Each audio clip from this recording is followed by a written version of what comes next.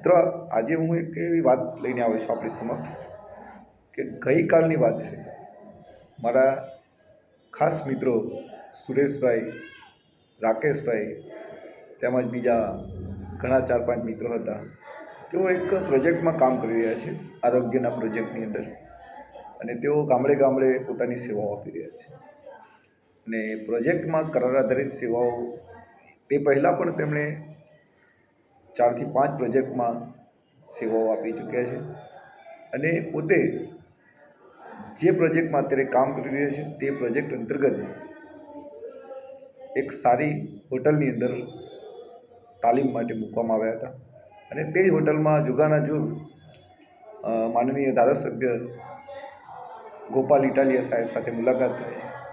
અને તેઓ ગોપાલ ઇટાલિયા સાહેબને મળે છે, તેમની સાથે ફોટા એટલે કે પોઝ લે છે, અને ચર્ચાઓ પણ થાય છે. તો મને ટેલિફોનિક વાતચીત થઈ મિત્રો સાથે. તો તેમણે કહ્યું કે ગોપાલ ઇટાલિયા સાહેબે અમને સરસ સમય આપ્યો અને તેમણે આપણી વાત રજૂ કરી. તેમણે કહ્યું કે ગોપાલ ઇટાલિયા સાહેબને અમે કરાર આધારિત કર્મચારીઓની આપવીતી કહી, તો ગોપાલ ઇટાલિયા સાહેબ અમને કહ્યું કે તમે બધા જ યુવાનો રાજકારણમાં આવી જાઓ. તો મારા મિત્રો અવાક થઈ ગયા એકદમ, કેમ કે રાજકારણ એ કાચા પોચા માણસનું કામ નથી, ઢીલા પોચા માણસનું કામ નથી. આપણે જોઈએ છીએ કે એક જ પક્ષની અંદર રહેલા ધારાસભ્યો પણ આમને સામને બાયો ચડાવતા હોય છે અને તું મેં થયા કરતું હોય છે. તો રાજકારણની અંદર આવતા પહેલાં સામાજિક પ્લેટફોર્મ તૈયાર હોવું જોઈએ. ચલો, એનીવે, પણ ગોપાલ ઇટાલિયા સાહેબે જે આ પ્રશ્ન કહ્યો એ એટલા માટે કહ્યો કે સરકાર જે કર્મચારીઓને 10,000, 15,000, 20,000માં 20 વર્ષ સુધી, 25 વર્ષ સુધી પ્રોજેક્ટમાં કામ કરાવે છે, અને તે પણ લટકતી તલવાર, એટલે કે ગમે ત્યારે તે પ્રોજેક્ટ બંધ થઈ તો તેમને કોઈ પણ જાતનું વળતર આપ્યા સિવાય ઘર ભેગા કરી દેવાની એક યોજના કહી શકીએ. અને આ યોજનામાં ઘણા બધા યુવાનો જે ગવર્મેન્ટ કર્મચારી નથી પરંતુ કરાર આધારિત સેવાઓમાં સરકારી કર્મચારીનાથી પણ વધારે કામ કરી રહ્યા છે. તે તમામ મિત્રો ગોપાલ ઇટાલિયાના જવાબ સામે અવાક થઈ ગયા. જાહેર છે, તેમનું કહેવું છે કે જો તમામ મિત્રો રાજકારણમાં જોડાશો યુવાનો, તો જે આજે તમારું શોષણ થઈ રહ્યું છે તે શોષણ તમે ખુદ અટકાવી શકો તેમ છો, આવનારી પેઢીનું શોષણ અટકાવી શકો તેમ છો. કેમ કે તેમણે વારા પરથી પોતાનો પરિચય આપ્યો તો તે યુવાનો કોઈ MRS master of rural study, કોઈ MSW master of social work, કોઈ MBA master of business administrative, MCOM, BRS, BSW, BEd, PhD, LLB અને UGC નેટ સ્લેટ પાસ કરેલા ક્વોલિફાઈડ વ્યક્તિઓ જો 10,000 થી 15,000માં જોબ કરતા હોય અને તેઓ એ આશાએ જોબ કરતા હોય કે સરકાર તેમને સમયાંતરે પગાર વધારશે અને તેમનું ગુજરાન ચાલશે અને સારી એવી ફેસિલિટીઝનું જિંદગી જીવશે, પરંતુ તે ભૂલ ભરેલું છે.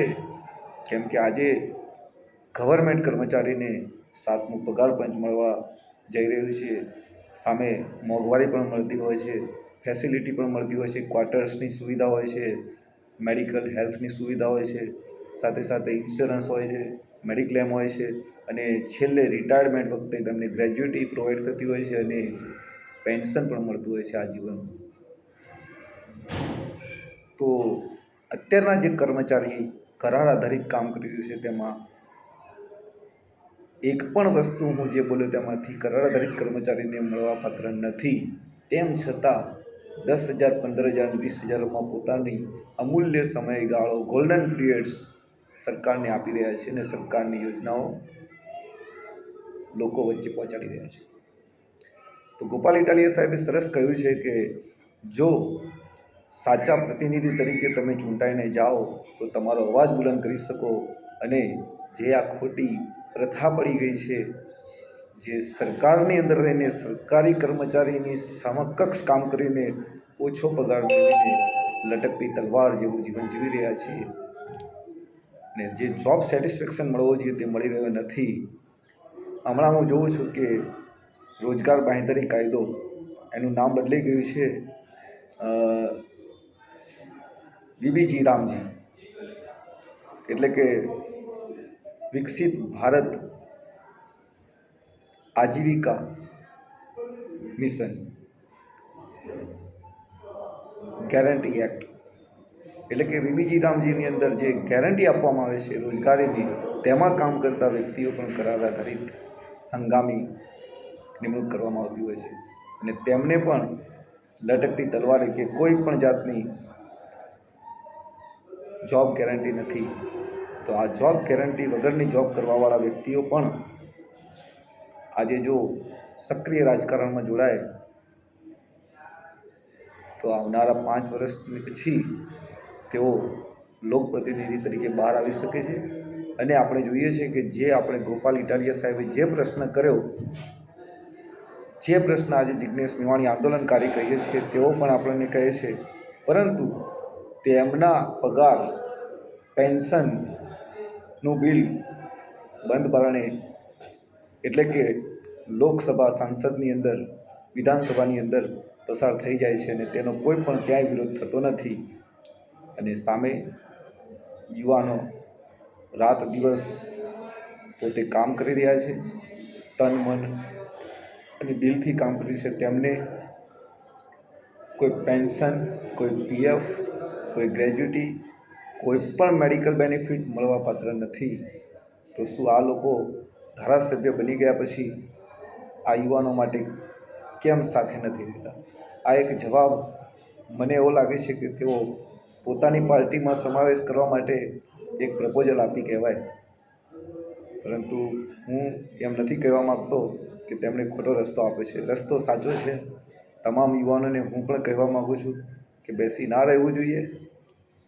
ક્યાંક ને ક્યાંક પોતાનું અમૂલ્ય સમય સમાજના ઉત્થાન માટે અને લોકો માટે, લોકોથી, લોકો દ્વારા ચાલતો જે આ લોકશાહી વ્યવસ્થાને મજબૂત કરવા માટે આપવો જ જોઈશે. નહીં તો આમ ને આમ તમારી પેઢી, એટલે કે આપણી પેઢી, એક પેઢી કરાર આધારિત કર્મચારીની સેવા આપીને 58 વર્ષે નિવૃત્ત થઈ જશે, જ્યારે બીજી પેઢી પણ કરાર આધારિત કર્મચારીની લાઇનમાં ઊભેલી છે.